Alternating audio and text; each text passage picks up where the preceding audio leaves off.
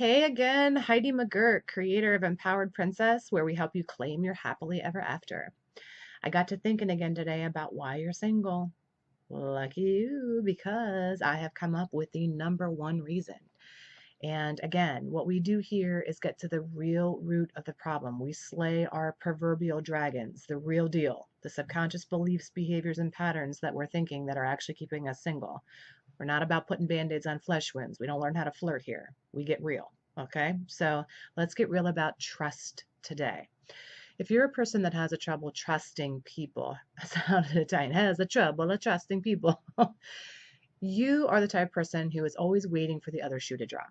It's kind of like, any minute now, this guy's going to show me his real colors. He's going to show me how he really is. You don't buy things. You kind of believe that everybody's kind of full of BS a little bit. So you're just kind of waiting for people to, like I said, show who they really are. I know I used to be that way in relationships. And so what I used to do is one of two things. Either A, I would test the men that I was dating. I would do everything you could possibly think of to try to get them and to show me who they really were. Meaning, when I say test, I mean push buttons. That's what I mean, push buttons. I would poke and prod and try to figure out, when's this person going to explode, when they're going to show me how angry they really are, when are they going to leave me? Because isn't that really what it's about? Isn't it about, when's this person going to go? So the fear of trust is really underlying a fear of abandonment, and that's why we don't trust. But aside from that, so one thing we do is test, test, test, poke and prod maneuver. And then the other thing, if we're not testers, we're emotional distancers, meaning we don't trust, so we will keep a little emotional buffer, and I won't get too in love, and I won't get too attached to you because, well, just in case you turn out to be who I think you're not or are, whatever, and in case you leave. So that's how lack of trust shows up for us. And then, the shameful thing for us, the hurtful thing is a shame, is that we want intimate relationships desperately, but trust is the foundation for an intimate relationship. So how do you learn to trust? How do you learn to stop doing those behaviors? Poking, prodding, pushing, testing, or emotional distancing? Well, you head on over to Coach Heidi, lovecoachheidi.com, where we talk about how to break free of these patterns of behavior, the subconscious patterns often that are keeping you stuck. Or you just can continue the conversation here. Subscribe to this channel. We have free videos all the time where we talk about love and relationships and behaviors that keep us single. So post a comment below. Are you a person who doesn't trust? Do you push? Do you poke people? Do you test them? Or do you keep emotional distance? I'd love to hear from you. How does that show up in your life? Anyway, until the next video, take great care. Join me on lovecoachheidi.com. And again, I can't wait to see you in another video. Bye-bye, friends.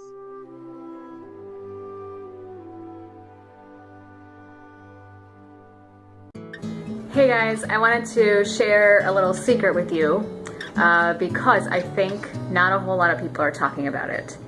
And I was reading an article today about how the feminists, pro-feminist people went crazy because there was this picture of this tennis star person, whatever. There was a poster 30 years ago with her butt cheek showing, and there was this big outrage, and I just looked at that whole mess of what was going on, and that's just one incident. And I wanted to tell you guys that in this crazy state of affairs that we're in right now, where women just seem like an angry mob of people who are just trying to tell you that we don't need you, it's a big fat fucking lie.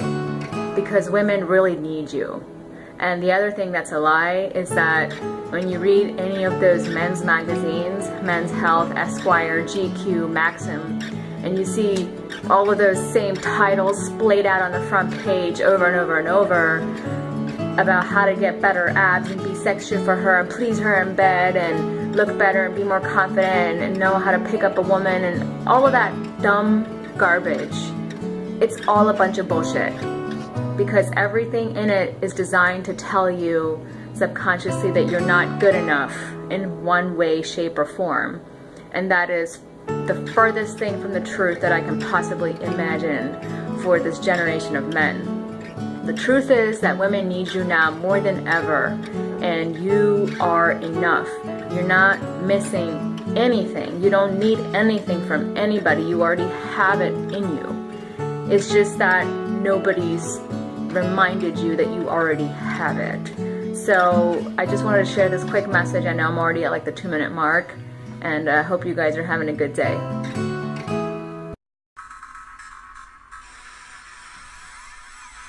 Are you a smart, successful, independent, powerful woman who could do it all and you're self-sufficient?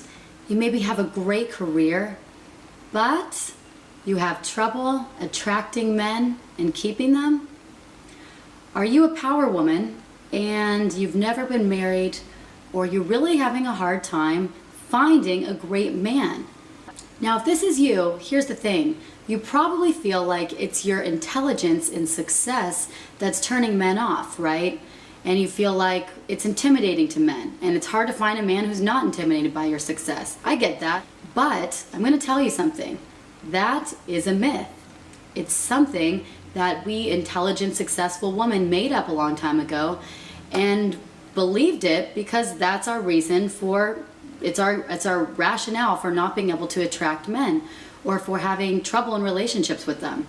Now, here's the truth. Most men, especially most healthy, intelligent men themselves, they want to be with a smart, successful woman. They want to. It's a turn on. It's not the fact that you're smart and successful that turns them off. It's something else. It's the fact that you're showing up to your dates, you're showing up in your interactions with men as masculine and not feminine. Because the fact is, all the work energy, when you're accomplishing your goals and going after your goals and managing, or you're a lawyer, or you run your own business, you're delegating tasks, all of that stuff is factually masculine energy. It is. Feminine energy is more soft, it's more passive, more subdued, loving, nurturing. It's the one that's more submissive, whereas masculine is the one that's in the lead. So by you in this job, by you being a successful, powerful, independent woman, you are actually typically showing up to your interactions with men as a man in their eyes, not a woman, which is of course what men want. Most women have a really hard time shutting off that masculine energy at the end of the workday and putting on their feminine robe, stepping into the feminine, softer energy on dates, okay? And it obviously causes a disconnect between men and you. It's a masculine's innate need to contribute to a woman. In some way, they need to contribute. They need to feel needed. They need to feel wanted. And they need to feel they're making a difference in a woman's life to some degree. And if they feel like there's nowhere in their life, in your life, that they can contribute to, that they can help, whether it's financially supportive or giving advice for your business or helping fix things or helping you do things, then they're going to look elsewhere for a woman that they can feel like they can contribute to. They're not going to feel the attraction towards you. They're going to feel like you're just a man or a business partner or a buddy, but not a woman that they feel attracted to. You're not creating enough sexual polarity between the two, between feminine and masculine energy. So while it's great, and I'm sure that you can do everything, I don't need a man to do much, but you have to learn to show some vulnerability, and you got to learn to step into the feminine energy and in some way show that men can contribute to you, that they can help you, that they can support you or make some sort of a difference in their life. So they need to feel that they're in some ways powerful. They're needed by you. And again, when you're Mrs. Self-Sufficient Independent Woman, you're giving off lots of signals left and right with your body language, your energy, with the way that you talk. You may be competitive with him when you talk. You may be resisting his offers to help you or contribute to you in some way. You insist on opening your doors yourself, splitting the tab with him, and many other things that women do that turn men off and make them feel that there's no place for them in your life. So I go into this a lot more in my women's date coaching program, all the feminine and the masculine energy balance, and why it's so important for you to have that balance and for you to be stepping into your feminine energy and know how to do it and do it confidently and comfortably, because that is the issue with 99% of women who are strong, successful, and independent, smart women. This is why they cannot get and attract and keep a man. Look at Hillary Clinton, for instance. Smart, strong, successful woman for sure. But do you think her and Bill are having sex anymore in the bedroom? Absolutely not. That's why he cheated on her. She is like a businessman to him. She is like a business partner. They're great power partners, but he does not look at her sexually. He is not attracted to her. You can absolutely bet that. And you don't want to be like a Hillary and Bill Clinton relationship. You don't want to be the woman who's strong, successful, and on top of the world, but men aren't interested in attractively and romantically. All right? If you have any questions about this, I go over this in lots more detail in my women's date coaching program and seminar. So if you want more information and you want to discuss your situation with me, I can give you my analysis and diagnosis and see what the best option for you would be. Please go to my website at www.deannalorraine.com, go to the Women's Day Coaching session, sign up for a free 30-minute phone coaching session, and I will help you and diagnose you with your situation. All right, that's it for now. Thanks for watching. I'm Deanna Lorraine, the dating and relationship coach, and I'll talk to you soon.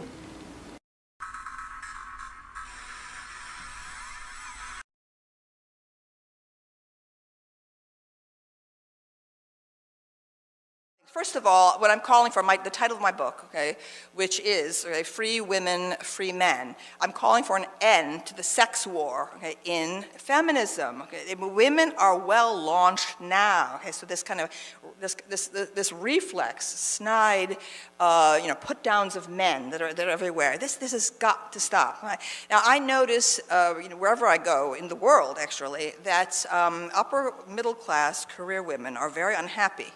They're very unhappy, okay, even though they have achieved a certain status. What I'm saying is that feminists have to stop blaming men for their own unhappiness. The unhappiness is due, I believe, to huge systemic changes that women, for thousands of years, women had their own world. There was the world of women, and there was the world of men. And the sexes didn't have that much to do with each other, okay? This is a brand new experiment to have this new system where now women can be economically independent now. They're no longer dependent on a father or husband or brother, okay, for their sustenance, right? And they're working side by side with men in the workplace, right? This is an experiment. It's never happened before, right? I was saying in the book that we may have to accept a certain amount of tension between the sexes in the workplace. Right? That if the feminist idea that if we can just suppress men enough, women will be happy. I say no, okay? I say, okay, and it's on the basis of my own experience as a child in Italian-American immigrant community, okay, is that what women have lost is the old solidarity that they once had when they totally ruled the private sphere. The women's life all day long was with other women once, multi-generational, older women, okay, as well as the children, right? It was a huge tribal experience. And now what women are feeling is a sense of isolation and loneliness, disconnection, okay, from their old function. I'm not saying to go back. That's not what I'm saying. I'm just saying stop blaming men, all right? Like, for example, these marches that just happened, okay? The women were exhilarated. They were almost hysterical, okay? I don't think it had anything to do with feminism or anti-Trump or anything like that. I thought it was that women suddenly felt that surge of happiness again for being with other women, all right? You can actually see it in the Odyssey when Odysseus is washed up naked and alone. He's lost his ship, on the shores of Phaeacia, and he wakes to the sound of women's voices, laughing and singing and so on. It's the Princess Nausicaa going down to do the laundry on the shore. Okay, and actually that is exactly what was going on up until fairly recently, where women were all together. They did all the chores together. They did the laundry. They did the cooking. I can remember this from my childhood in Endicott, New York, upstate New York, among the immigrant Italian women. All four of my grandparents, plus my mother, were born in Italy. And so I actually had that experience, the experience that went on for thousands of years in the agrarian era. Women all together. In fact, my mother described as a small child in Italy, how all the women would get together to do the laundry and go up the hill to Il Sorgo, which was a fountain cut out of the side of the mountain. Probably went back thousands of years to the Roman period and so on. She remembered the singing, the picnicking, et cetera, okay? So even though people were laboring physically in the agrarian era, there was a happiness, okay, a sense of identity. There was no quest for identity. Now, it's no place for an independent thinker, okay? If you were an independent thinker, you had no options as a woman except to become a nun. Okay, so I know it would have been a nun, okay, 100 years ago. All right, I know it, okay.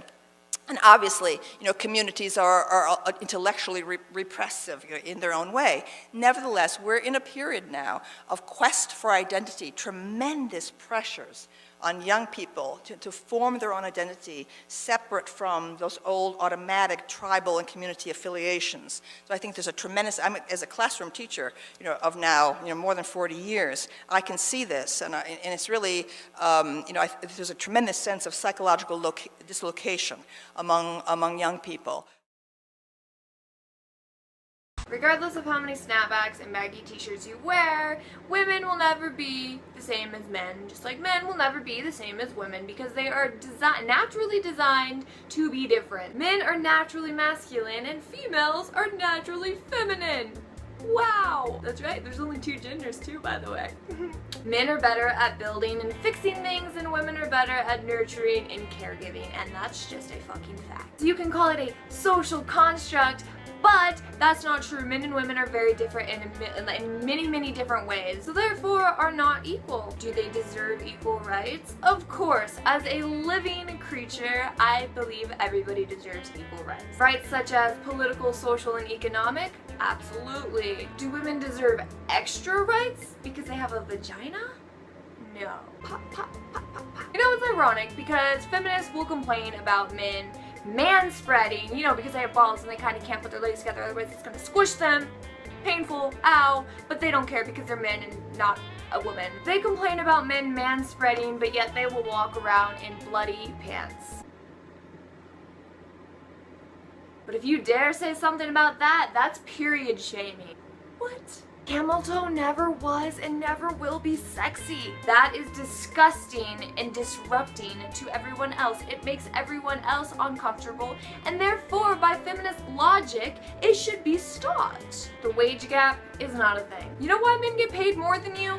Because you were lazy. Men choose to do the harder, dirtier, grosser jobs that women won't do, which means they deserve more pay because they're doing more work than you, while women are more interested in the clean, easy job. Not to mention the fact that women take a lot of more days off than men because they like to have their vacations, they like to spend time with their family and can't miss soccer games. And I am not saying that women cannot do the same job as men. I'm not saying that at all. As a matter of fact, my sister is a mechanic and she's gotten shit for her entire life, but she's still stuck with it and she's worked her butt off, and she's one of the best mechanics in the entire fucking world alongside my dad, who taught her everything. She had a man teacher. That's sexist. So women can definitely do the same jobs and go out and earn the same fucking paycheck. They just don't want to. They choose not to because it's too hard and they don't want to actually put the hard working labor into it. It's as simple as that. You get what you work for. And you know what's really funny to me is that feminists will call anybody who disagrees with them misogynist, but I think that trying to brainwash women into thinking it's okay not to take care of yourself because, shaving and deodorant and not being a fat slob is sexist. That seems more anti-woman to me. Feminists literally try to shame any woman who embraces her feminine side. They promote unhealthy lifestyles, trying to tell you that it's okay to be obese and fat and unhealthy. No. That puts you at risk for so many disgusting diseases you don't even know. But that's sexist. That's misogynist to say that. How dare I right now? How dare I? Well, I hate to break it to you, feminists, but not all women are fucking psychotic freaks who have to go out and make shit up for attention, because we are content in our own life. We are happy with our own life. We like to put makeup on. We like to be beautiful. We like to be fit and healthy, because that is beautiful. Hairy armpits, that's not beautiful. That's gross. Not taking a shower, that's not beautiful. That's gross. What's so wrong with a man holding the door open for you? Or giving you his jacket when you're cold? I like when a guy's a gentleman. It shows that he's invested and, well, not a fucking asshole. But I guess if you're a feminist, you're not content and happy in your own life, so you have to seek out this insane fucking cult to try to kill all men, right?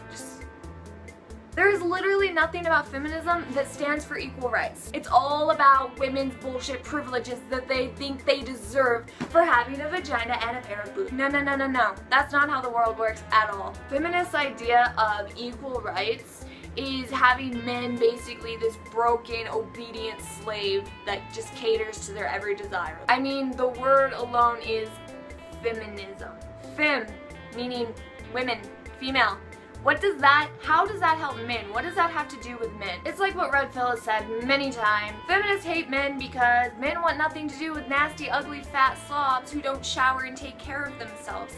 And that makes men sexist and misogynist. Most guys prefer a girl who takes care of herself, you know, doesn't look like Shrek and smells like rotten Doritos. It's called having standards. And they are allowed to have these standards. They have a right to have these standards. After all, feminists have their own list of standards. Mansplaining? Really? So it's equally okay for men to be attracted to beauty rather than puke. Feminists are hypocrites. They claim to be victims. They claim that they are oppressed by men. You see them out protesting and doing slut walks and stupid shit like this that does absolutely zero for anything in the world. But what about the things that actually matter? What about all of the women who are raped and killed for food? What about all of these girls who are raped and killed and tortured their entire fucking life? Like, what about them?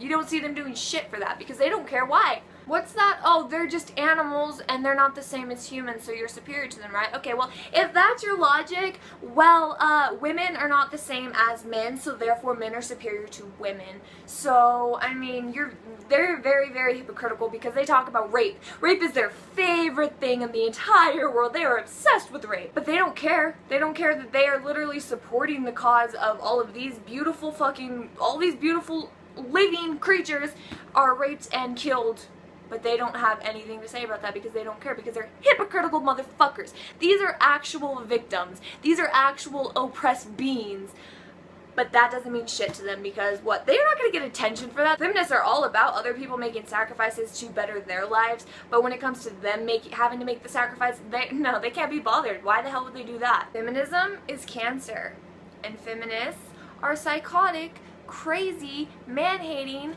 slobs. So I want to give a shout out to all the women out there who don't need to create lies and make a pig out of yourself in order to get attention, and who are just content and happy in your own life, and you don't need to follow this bullshit to make yourself feel better as a human being. Thank you for being smart and way better than these people. You're the real MVP. Alright, so that's the end of this video. I hope you guys enjoyed it because I had a lot of fun making it. Anyway, so all the links will be in the description, and don't forget, elegance is key. Don't be a peasant or a feminist because they're the same shit. Peace. I'm Trespicio, and let me tell you, I have made my own dating life very hard for myself, and for the men who have dated me, for sure. I'm the first to admit that I'm not easy, and part of the problem is that I have gone in trying to win. And this is a problem. It actually came to light with that whole Suzanne Venker piece from FoxNews.com, which got so much attention. She was, she raised the hackles of every feminist by saying that it was women's fault that there were no marriageable men, that it's our fault that there are no men with whom we deign appropriate for marriage or partnership. Now, that's going a little far, and she knows she pushed it, and that's how she got so much attention and got a ton of coverage from that one post. However, it did raise some things for me, because I realized that my need to win and be better than, or be stronger than, or to prove that I didn't need a man has actually not worked in my favor. I've always thought that by being super independent and proving to potential mates that I didn't need anyone, that I would be very attractive, because you always hear that men don't like needy, clingy women. And so it's always been my goal, right, to not be needy. And so I've become very self-sufficient. I started to think that I was a fish who did not need a bicycle. And in a lot of ways, that's true. If I never met another man for the rest of my life and I just lived my life, I would be fine. But I could probably be better if I were willing to open myself up to be vulnerable and to be hurt and to love someone else. I have had great success in the world functioning with a masculine model. And so one of the things I know I've been trying to do is get more in touch with what that feminine side means. And the idea of being submissive or passive or weaker, of course, just rubs me the wrong way. And I don't think that's how we have to do it. I don't think that's how you have to do it. I believe there is a real strength in feminine power, and we're still trying to figure out what that is. But I can tell you what it isn't. And it isn't trying to go in and beat men at their own game. That doesn't work. And if you've been single like me, then you know there's a limit to how successful that game is. I'm really good at being guarded, and I realize that those guards don't always do us a great service when we're trying to connect in a really intimate way. I have one client who has mastered the aloof thing, and so she wonders why guys just sort of fade away because they don't think she likes them. For people to feel attracted to you, you have to show attraction, and that means showing that you might like them or want them, and that can be risky because you open yourself up to rejection, right?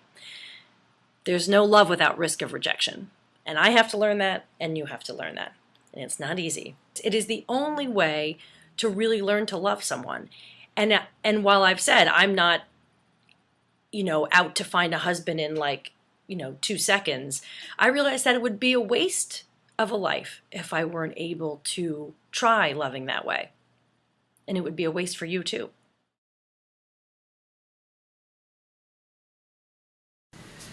I have heard many women who want to be in a relationship attempt to rationalize why they are still single by using the tired cliche, it's gonna take a strong man to handle a strong woman like me. Anyone with a slight bit of discernment knows that this really translates as, it takes a strong man to handle my lack of femininity, to handle my overbearing personality, to handle my need to be in control, and to handle my incessant disrespect.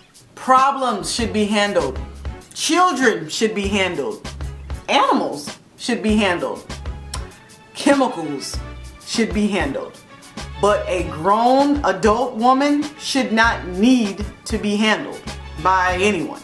When a man is faced with handling a woman, 1 out of 3 things usually happens.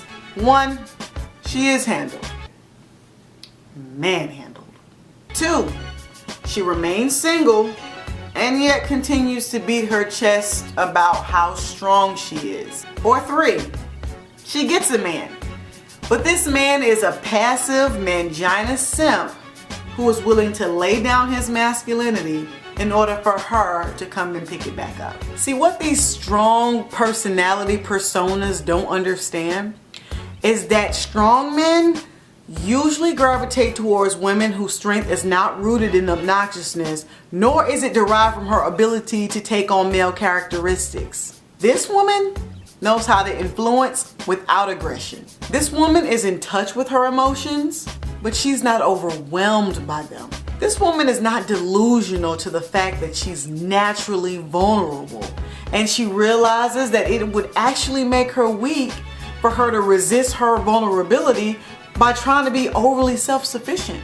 This woman does not equate strength with merely playing a role in a broken home. She understands that if a man is too consumed with trying to handle her, there won't be room for him to actually love and adore her. This woman is strong because she is secure in her femininity, and she embraces the Most High's purpose for her life. She is fearless when her man leads or takes control. She knows she's female, and that her true strength lies in her womanhood and not pseudo-manhood. That being said, if any woman feels that she needs to be handled, she should not be seeking a relationship. She should be seeking help for an identity crisis. Well, I gotta a strong personality. It takes a special guy to deal with me. I already know that. No, I mean, I cook, I clean, I take care of home and everything, but I have a strong personality, and guys seem to think I'm too much like a guy. I see a lot of men are men, they're little boys, and they can't deal with my personality because I'm too much of a, hey, I say I got balls too, mine's just at the top. Gotcha. You know what I'm saying? But at the end of the day, if I'm too more man than you, that's a problem. Frank should be more understanding. Is that true? Frank should be understanding. Think of the person in your life that you can relate this to. That person should be more understanding. Can you absolutely know that that's true? Again, who needs God when you have your opinion? You know, we're like dictators in our minds. You should be more understanding, and you need to this, and you need to that, and I need to this. And we're dictating the world. There's no presence in it. He should be more understanding. Can you absolutely know that that's true? No. He shouldn't be. He doesn't have to be more he should be frank instead. Just be himself. Yeah.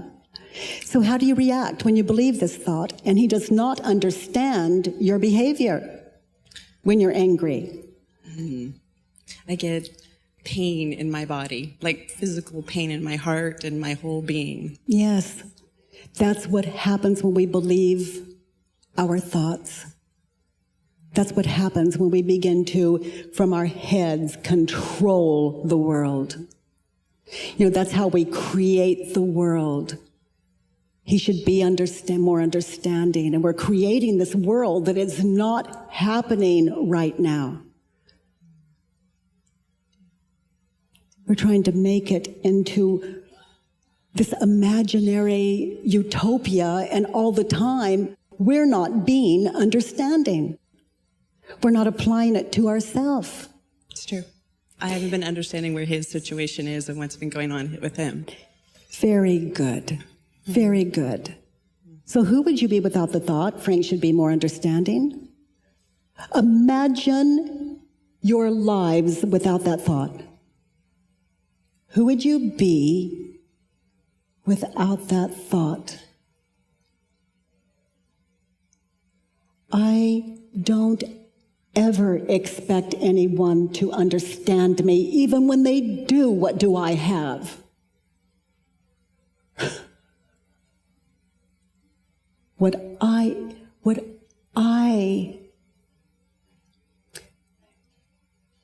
I love experiencing is, do I understand you? Can I just hear you and be present and understand? Who would you be without that thought? I'd be more free, more at peace. Yeah. I'd be absolutely more at peace. Now, let me take you into something that could be very exciting, and I invite you all to follow. So, sweetheart, close your eyes and see if you can get a picture of Frank where he is absolutely not understanding. Can you get it? He's not going there. Okay, now look at him just for a moment. Drop your story and look at Frank. Really, look at that. Look at him. You see his eyes, his face? Who do you see? What do you see? A sweetness and sort of a lovingness, a little bit of fear, but still just a wanting to be there. Yeah. Yeah. I think you're meeting Frank for the very first time. Yeah. That's what I love about this work. You know, I've come to see that no two people have ever met. We haven't even met our children. We're so busy dictating what's best for them. And the people that we want to marry, people we don't even know. You know, and that's after dating for 30 years. Who would I be without my story? What am I without my story? Beautiful. Yeah. So turn it around. Turn that thought around. I should be more understanding. Yes. Of you and Frank. Yeah, understand yourself and be gentle when you find yourself reacting and you're angry. You know, to just notice and show a little mercy for that dear one that you call you.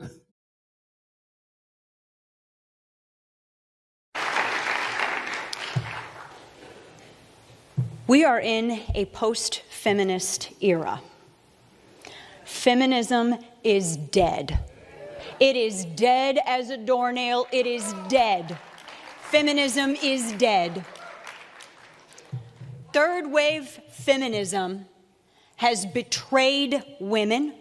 It has betrayed men. It has betrayed families. It has betrayed children. It has betrayed our culture. Third wave feminism exists to subjugate men. Period. They have replaced the patriarchy with the matriarchy. And they are not a good master. I look at this. Third wave feminism says it empowers women, empowers them by convincing women to commit genocide against the female sex in utero. And that's what it is. It is a genocide.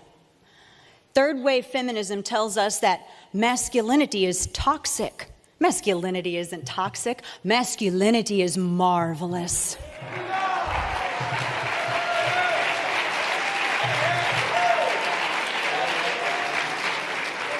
As a mother of sons, as a wife, as a granddaughter, as a daughter, men are wonderful and they are unappreciated. And you know what? You can mansplain all you want to because we womansplain enough. God bless you, men.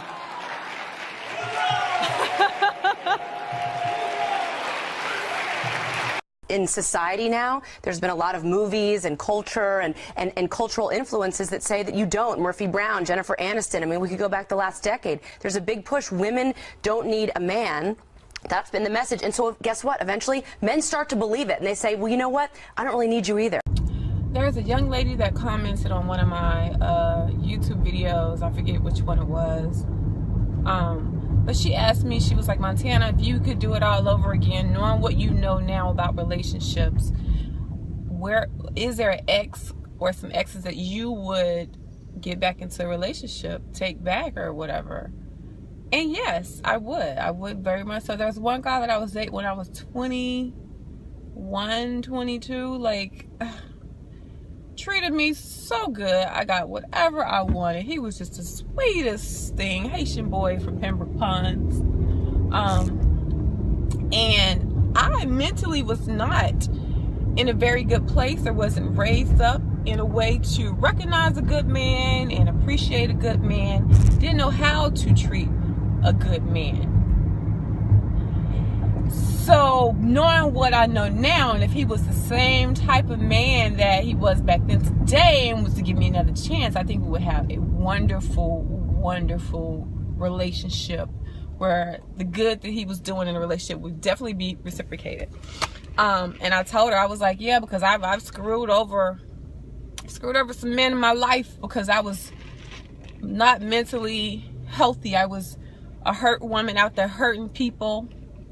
And I had been hurt for a long, long time. Even before I turned 18, I was a very hurt female. I was a very hurt girl.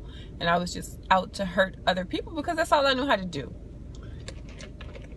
That's all that was done to me, and that's all what I knew how to do. And I didn't want to be a victor from my situations. I wanted to play victim. It was just easier for me to play victim. But anyway, so a girl came on she saw our little conversation back and forth, and she was like, Montana, can you do a video on how you used to screw over men? I thought that was like weird, but Okay, I don't know if people want to hear about that. I mean, I briefly touched in a couple of videos, I touched on it. But how I used to mess over men, I would cheat on men. I would verbally abuse them, physically abuse them. I was a user. I would get all I can get, and I would do the bare minimum in return. I was always argumentative, always defensive, always wanting to be right. It was just, I was difficult. I was so difficult. I was just difficult, and I was still insecure always, but always insecure. Still insecure. Still have insecurities.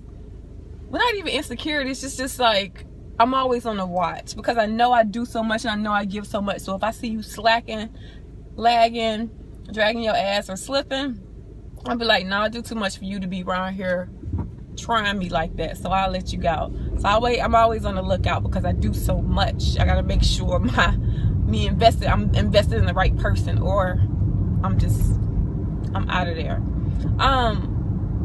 What else I used to do? I was the type to, when I was way young, I would talk to married men. Okay, I was one of them little chicks. I was one of them. I despise them kind of women now today, but yeah, I would talk to married men. That was my thing for a minute.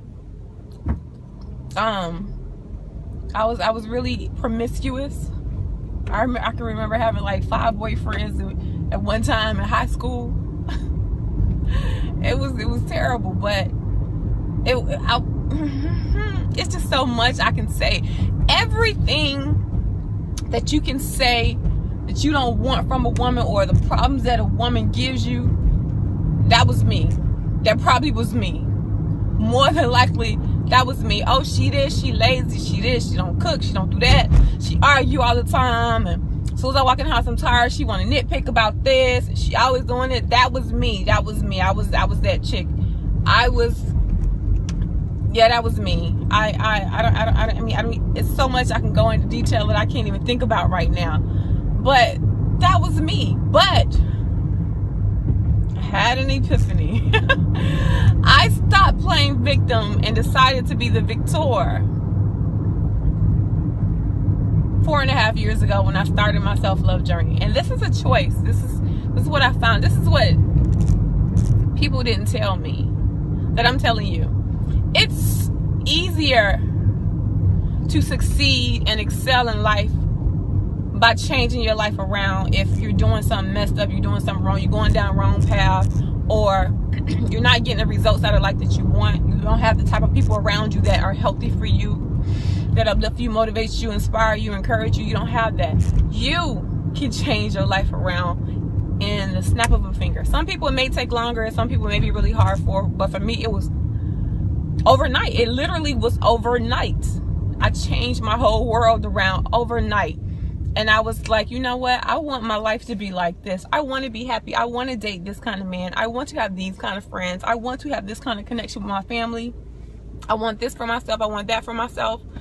And I just changed my life around. And I'm very thankful that I'm not a lame, sheltered female. Like, my past, my horrific past, has really helped mold me into the type of woman that I am now today, and what I'm capable of doing in relationships. I've turned all the bads into goods. I've turned being in abusive relationships and being the abuser and being the abusee into, I won't hit you. I don't even want to raise my voice at you. I don't even want to argue with you. I'm that type of chick. I get away from disagreements. I get away from arguments. I don't want to go there. I don't want to be that type of female, because I was that type of female for a long time, and I was enduring that type of stuff in relationships for a long time. So now I don't even want it. You can't get me to argue with you. I'm out. Cheating, been cheated on people. You can't get me to do it, and you can't get me to tolerate it right now today.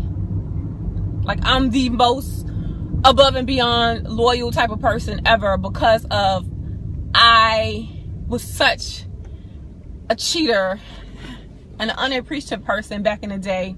or insecure person thinking I had to hold on to this guy, while I'm in a new relationship and endure people cheating on me. Like, I would never, ever go through that again, because I have the mental stability to be able to be like, I mean, I don't have to cheat on my man with this guy, because I've learned that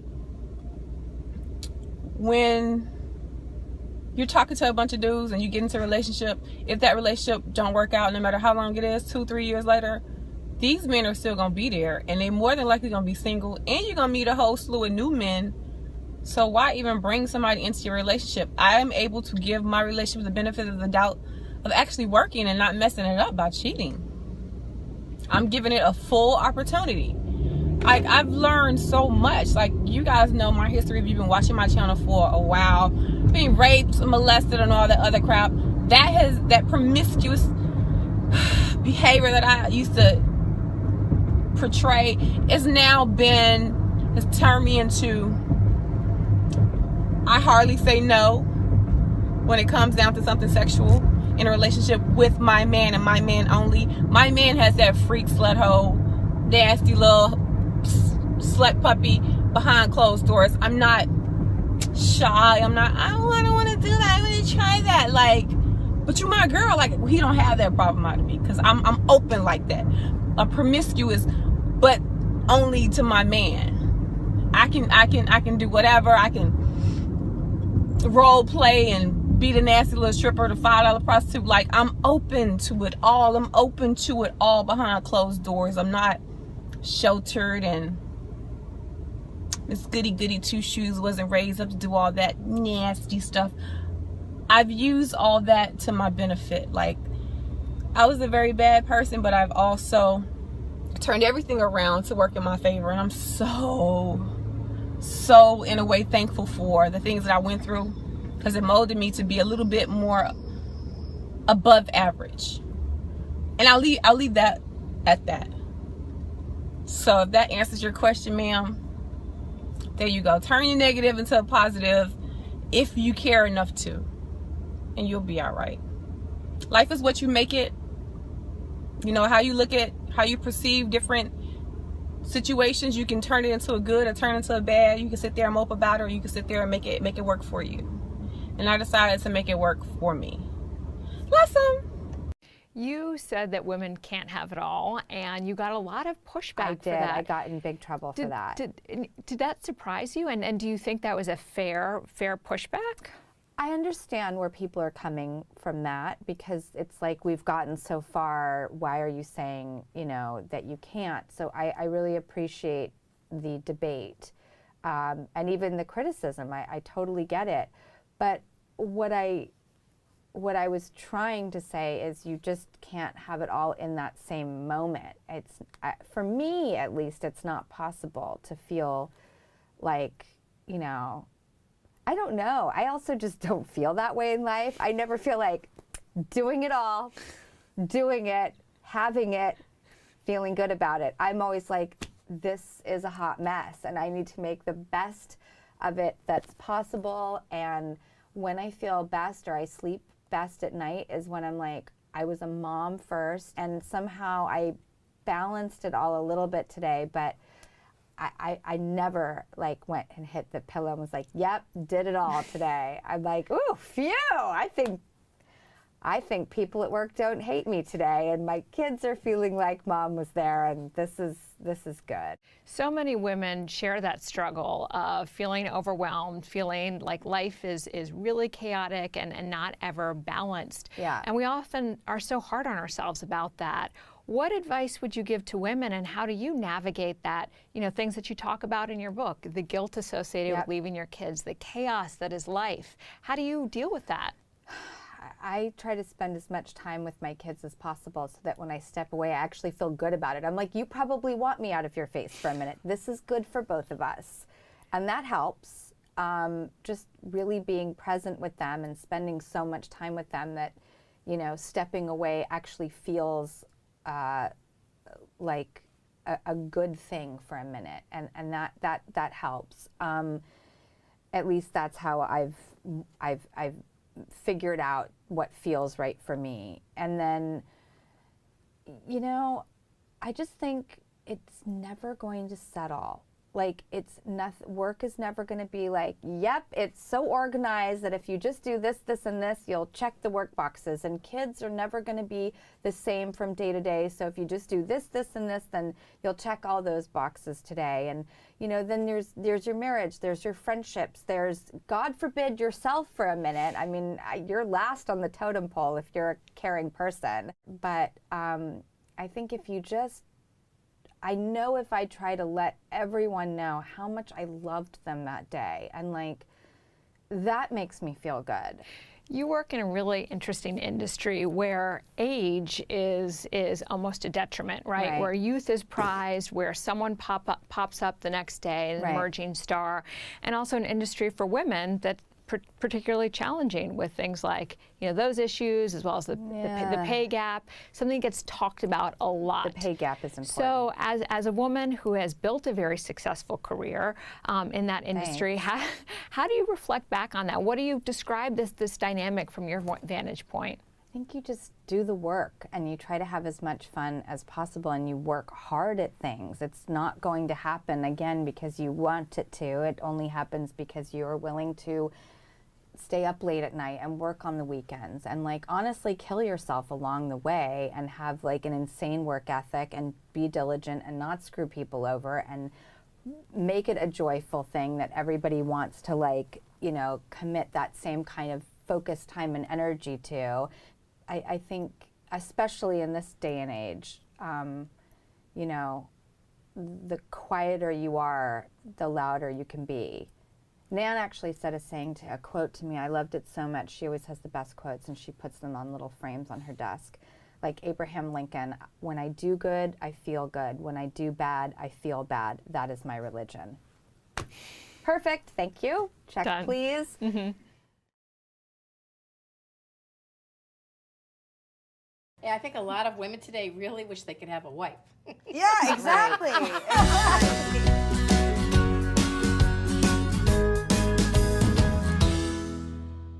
Men seem really confused by what women want from relationships. So based on your interaction with clients, what do women really want from men? More than they're going to get. They want the impossible. How about that? Yeah. I find a lot of my clients are judging men based on how their girlfriends would interact with them. Absolutely. Yeah, that's true. I'm like, wow, there's no man that's ever going to jump that bar. You know what I mean? Yeah. That's just not going to happen. Men aren't like your girlfriends. What guy could, you know, manage that? It's very unlikely. I mean, there are a few men out there, I'm sure, who have enough feminine side to their masculine energy that could share that. But Yay! That's another good one. Yes. Women like to express themselves. They communicate their feelings, and guys aren't that great at that. So they expect them to know exactly, you know, what they're feeling and exactly what to get them, and to be sensitive and soft and thoughtful and smushy. And that's just not inherent in the guy's nature. Yeah, it's not even more than being their girlfriends. They want them to be able to mind read. Absolutely. Now, you know, I'm sure every woman, well, I'll say for myself, sitting in the car in a bad mood, expecting my husband to totally mind read why this mood has come over me. He has no idea in the world, and by the time I exaggerate the bad mood, less idea, you know, so you get the point. And there's something within us that we want that to be understood so profoundly and so completely. It will not happen. We have to be very explicit. I feel like I have women coming to me saying, I want the guy to get me emotionally, physically, and soulfully. Yeah, spiritually. That's it. Spiritually. And I'm like, yes, that's great. Do you have girlfriends? Yes. Do you have girlfriends? And do you also then have, again, a love support system to go, like, the honest God truth is I love my husband. And there are things that I just don't want to do with him because I'm going to experience it differently with a friend or even a guy friend versus him. And if I were to put all of my happiness and all of my expectations on this man, we wouldn't be married to this day, right?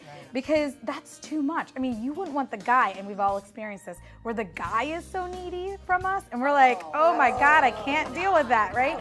Yet somehow it's okay. what you ask for. Yet somehow it's okay if we do that to them, you know, and it's not okay. And so like really create your own life, have your own life. What creates happiness for you in different ways, and don't put it all on the man. Yeah, because thinking that the guy, and a lot of women want this, they want the guy to complete them, they want the guy to make their life interesting because they're really bored right now sitting at home. Not all women, but I have a lot of clients who are like that. They're bored and they just want to fill in the gap with a man. And that is a recipe for disaster because you can't put all those eggs in one basket. You need to have a rich, interesting life on your own, and that's what will attract a more interesting and better quality man. Yeah, I totally think that whole you complete me thing is bullshit. Like, it's such bullshit. And whenever any woman says that to me, like, I just want to find something that completes me, I'm like, oh my God, we have work to do. Oh my God. And that's another thing. Women often want, like, I have them describe the kind of guy that they're looking for, and they'll describe a mirror image of themselves. Yeah, absolutely. You know, and I'm like, you know, the chances of that happening are a little slim. Well, on the flip side, I have women that have like a laundry list, and like you said, they've just listed out everything that they are, like ambitious and making money and And then on the other flip side, I have women that are like, the universe will just deliver whoever I'm meant to be with, you know what I mean? And then you have no understanding of what it is that you want from a man, and you're just like letting it come without any choice in that. Well, I think for women, you know, who want it all, because I think as women we feel that we do it all. So why can't we have the same expectation for our partner? You want him to be the provider. You want him to, you know, protect you. Traditionally, this is what women want from their men: is the big burly guy, tall, dark, and handsome. And then you want him to understand you too. Like that's a lot for a guy. Yes. That's a lot for a guy. Yeah, I think a lot of women today really wish they could have a wife. Yeah, exactly. Exactly. So I'd like a wife. I'll admit that. Especially when I'm like a sick, wife. I'd like a wife. Oh my gosh, I would make a very good husband. Let me just say, I don't want a wife from today. I want a wife from 1950. Yeah, exactly. You know? So it sounds like dating is really confusing for men and for women, and the best thing that women can do is frankly to get clear about what they want and to start authentically speaking that to men, telling them what they need, so men are not in this position of trying to decipher the magical language of women.